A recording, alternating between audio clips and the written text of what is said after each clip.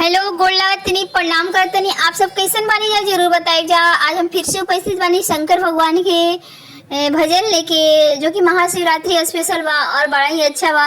तो जरूर सुनी जा और लाइक करी जा, शेयर करी जा, और चैनल पर नया बनी जा तो सब्सक्राइब करी जा, और कमेंट में हर हर महादेव जरूर लिखी जा ताकि हमें अच्छा लगे। और शंकर भगवान के जो जो शिवरात्रि करता है प्लीज कमेंट में बताएं, और हम एक से एक शिवरात्रि भजन या शंकर भगवान के भजन लेके उपस्थित रहब। तो सुनी जा भजन और ढेर सारा प्यार दिखी जा।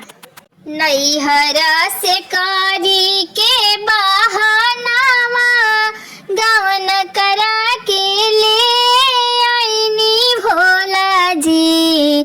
नैहरा से कारी के बहानावा गवन करा के ले आईनी भोला जी। नैहरा में कहनी भोला जी कोठा अटारी बा। नैहरा में कहनी भोला जी कोठा अटारी बा। ससुरा में टूटा ही मड़ैया गवन करा के ले आईनी भोला जी। ससुरा में टूटा ही मड़ैया गवन करा के ले आईनी भोला जी। नैहरा से करी के बहानावा गवन करा के ले आईनी भोला जी।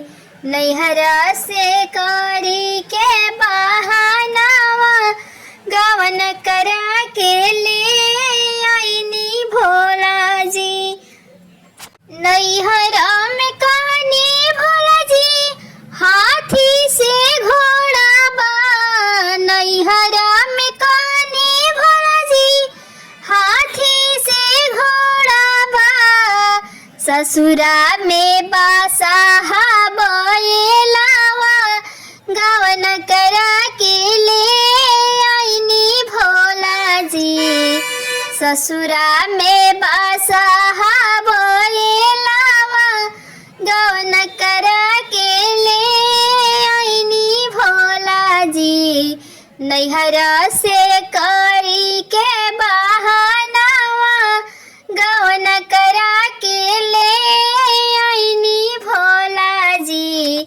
नैहरा से करी के बहानावा गवन करा के ले आईनी भोला जी। नैहरा में कहनी भोला जी नैहरा में कहनी भोला जी चुंदरी से पियरी बा। नैहरा में कहनी भोला जी चुंदरी से पियरी बा। ससुरा में मीरी गा के छलावा गवन करा के ले आईनी भोला जी।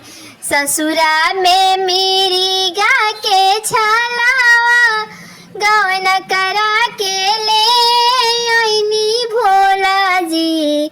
नैहरा से करी के बहानावा गवन करा के ले आईनी भोला जी। नैहरा से करी के बहानावा गवन करा के ले आईनी भोला जी। नैहरा में कहनी भोला जी पूरी मिठाई बा। नैहरा में कहनी भोला जी पूरी मिठाई बा। ससुरा में भंगिया के गोलावा गवन करा के ले आईनी भोला जी। ससुरा में भंगिया के गोलावा गवन करा के ले आईनी भोला जी। नैहरा से करी के बहानावा गवन करा के ले आईनी भोला जी। नैहरा से करी के बहानावा गवन करा के ले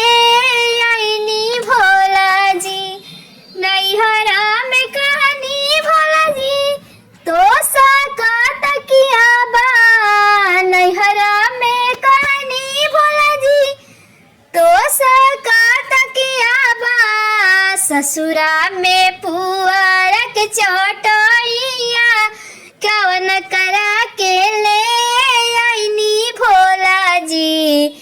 ससुरा में पुअरा चटैया गवन करा के ले आईनी भोला जी। नैहरा से करी